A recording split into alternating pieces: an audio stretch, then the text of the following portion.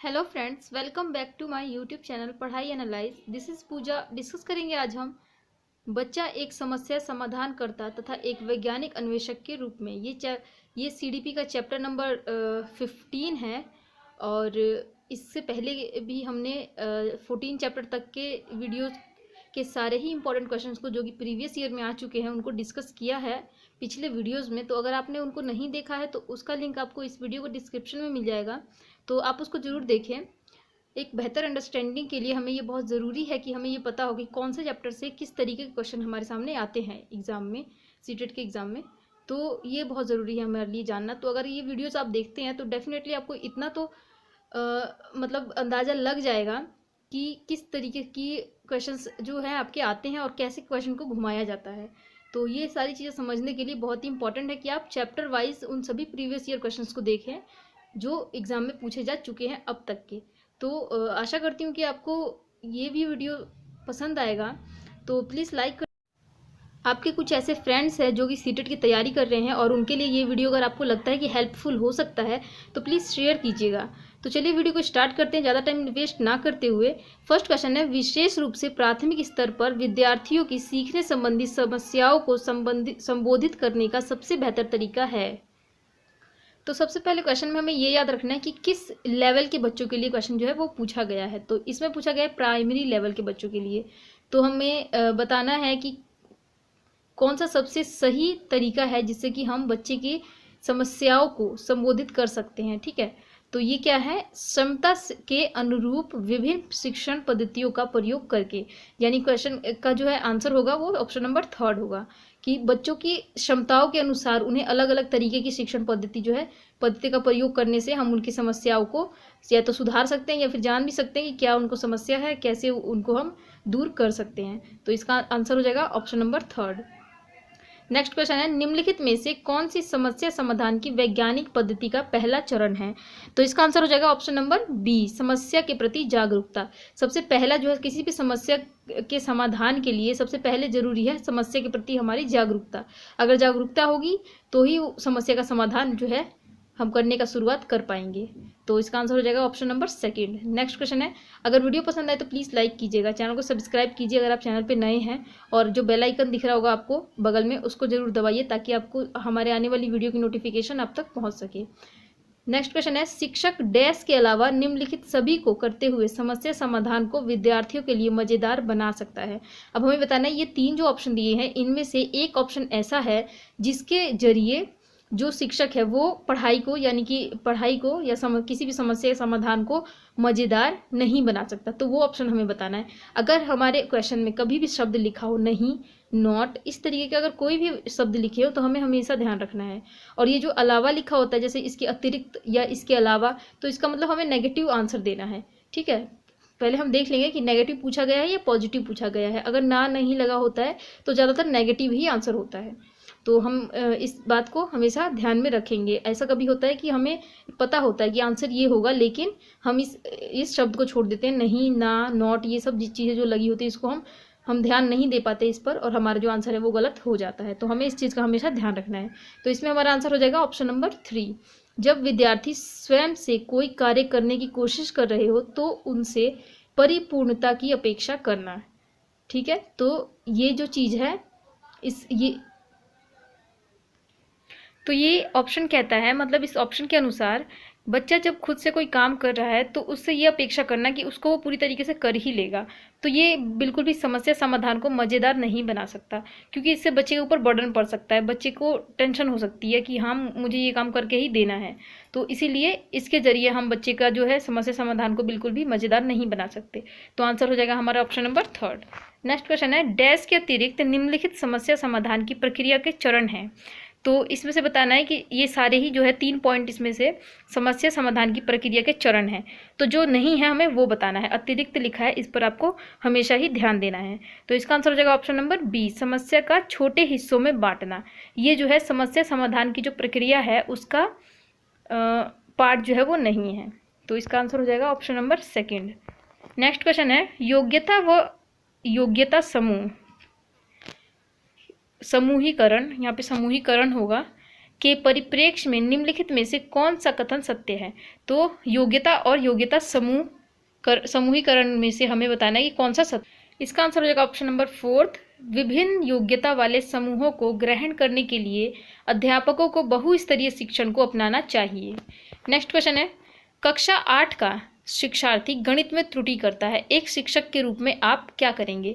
अब हमें याद रखना है ना कि प्राइमरी लेवल पे पूछा गया है या फिर हमारा जो है माध्यमिक लेवल पे पूछा गया है। तो ये पूछा गया है कहाँ पर, 8वीं कक्षा का जो है वो कौन सा लेवल है, माध्यमिक स्तर है। तो हमें उसके अनुसार ही आंसर करना है। तो अगर वो 8th क्लास का बच्चा कोई गलती करता है तो हम क्या करेंगे? फर्स्ट ऑप्शन है शिक्षार्थियों को सही उत्तर उपलब्ध कराएंगे या शिक्षार्थियों को कैलकुलेटर दे देंगे।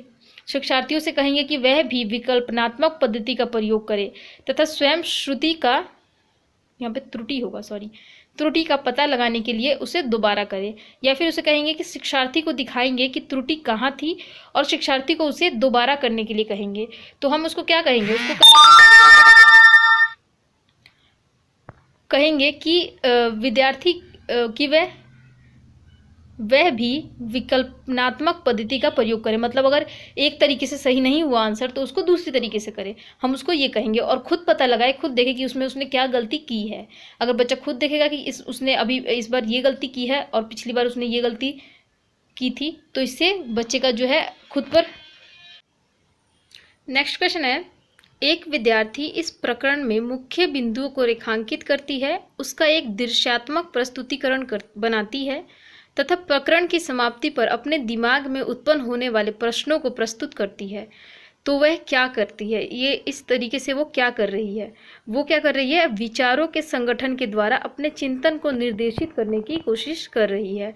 मतलब मान लीजिए एक स्टूडेंट है, वो कुछ इंपॉर्टेंट पॉइंट्स को नोट करता है, ठीक है, और उसका एक दृश्यात्मक मतलब कि इस तरीके से उसको बनाता है जिससे कि देखकर पता चले कि उस पॉइंट्स में क्या लिखा हुआ है। तो और उसके बाद वो उसके ऊपर क्वेश्चंस पूछता है। तो वो क्या कर रहा है, हमें ये बताना है।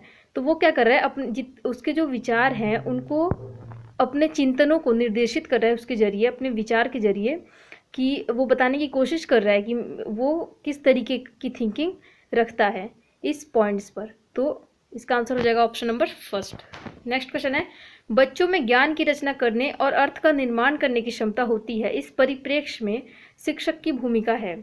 अब बच्चे के अंदर ज्ञान की रचना करने की भी क्षमता होती है, संज्ञानात्मक विकास बच्चे का जैसे होता है, तो संज्ञान होता है बच्चे के अंदर। वो बच्चा, जो हमारे जीन पियाजे जी हैं उन्होंने कहा है कि बच्चे जो हैं वो नन्हे वैज्ञानिक हैं, ठीक है। तो बच्चे के अंदर ज्ञान की रचना करने का क्षमता तो होता ही है, साथ में अर्थ के निर्माण करने का भी क्षमता होता है। तो इसमें इसके साथ ही शिक्षक की क्या भूमिका होनी चाहिए? तो शिक्षक क्या है? तालमेल बैठाने वाला है, संप्रेषक और व्याख्याता है, या सुगम करता है, या फिर निर्देशक है? तो जो टीचर है वो क्या है? वो सुगम करता है। वो बच्चे के लिए सुगमकर्ता की भूमिका होनी चाहिए टीचर की। नेक्स्ट क्वेश्चन है, इसका आंसर हो जाएगा 8th का ऑप्शन नंबर 3। नेक्स्ट क्वेश्चन है, जब बच्चे एक विशेष संख्या में पुस्तकें पढ़ते हैं तो उन्हें एक प्रमाण पत्र दिया जाता है। यह रणनीति शायद अधिक समय तक काम ना करे, क्योंकि अब मान लीजिए बच्चे अगर अच्छे से किताब पढ़ लेते हैं तो उनको एक प्रमाण पत्र दिया जाता है उसके रिगार्डिंग कि ये बच्चा जो है, जिससे ये पता चले कि बच्चा जो है ये पुस्तकें पढ़ सकता है। तो ये कब तक रिलायबल होगा, हमें ये बताना है, या क्यों नहीं होगा, ये बताना है हमें इस क्वेश्चन में। तो इसका आंसर हो जाएगा ऑप्शन नंबर 3। यह संभवतः बच्चों को केवल प्रमाण पत्र प्राप्त करने के लिए पुस्तकों को पढ़ने की तरफ ले जा सकता है। अब बच्चा जो है अंदर से प्रेरित नहीं होगा, वो किताब इसलिए पढ़ेगा ताकि उसे वो प्रमाण पत्र यानी कि वो जो रिजल्ट कार्ड है वो उसको मिल सके, सिर्फ वो इसके लिए पढ़ाई करेगा। तो इसीलिए ये जो है रिलायबल बिल्कुल भी नहीं होगा अगर बच्चे को हम उन बच्चों को प्रमाण पत्र दें जिनको पुस्तकें पढ़नी आती है। तो आंसर हो जाएगा ऑप्शन नंबर 3। नेक्स्ट क्वेश्चन है, शिक्षार्थियों द्वारा की गई गलतियां और त्रुटियां बच्चों को कमजोर एवं अथवा उत्कृष्ट चिन्हित करने के अच्छे अवसर हैं। अब अगर स्टूडेंट गलतियां करता है तो ये क्या है, क्या वो बच्चों को कमज़ोर साबित करने का एक अपॉर्चुनिटी है कि हम बच्चे को कमज़ोर साबित कर सके। नेक्स्ट पॉइंट है, शिक्षक और शिक्षार्थियों की असफलता के सूचक हैं। नेक्स्ट है, उनके चिंतन को समझने के अवसर के रूप में देखी जानी चाहिए, कठोरता से निपटाई जानी चाहिए। तो आंसर होगा इसका ऑप्शन नंबर थर्ड। अगर बच्चा गलतियां करता है तो उसे एक अवसर के रूप में हमें लेना चाहिए कि अगर बच्चा ये गलतियां कर रहा है तो हमें उसे इस तरीके से सुधारना है, कितना बच्चा सीखा है, कितना उसको सिखाना है, किस तरीके से सिखाना है और किस तरीके से वो सीख रहा है, ये सभी चीज़ें हमें कब पता चलती है, जब बच्चा गलती करता है। तो आंसर हो जाएगा ऑप्शन नंबर 3। नेक्स्ट क्वेश्चन है जो कि सेशन का लास्ट क्वेश्चन है। एक शिक्षक बच्चों को प्रभावी रूप से समस्या का समाधान करने में सक्षम बनाने के लिए किस तरह से प्रोत्साहित कर सकता है। अब हमें बच्चों को ऐसा बनाना है जो कि प्रॉब्लम सॉल्व कर सके, तो हम उसे किस तरीके से प्रोत्साहित करेंगे। इसका आंसर हो जाएगा ऑप्शन नंबर सेकंड, यानी कि पाठ्य पुस्तक से एक ही प्रकार के प्रश्नों के उत्तर के अभ्यास के लिए उन्हें पर्याप्त मात्रा में अवसर प्रदान किए जाए।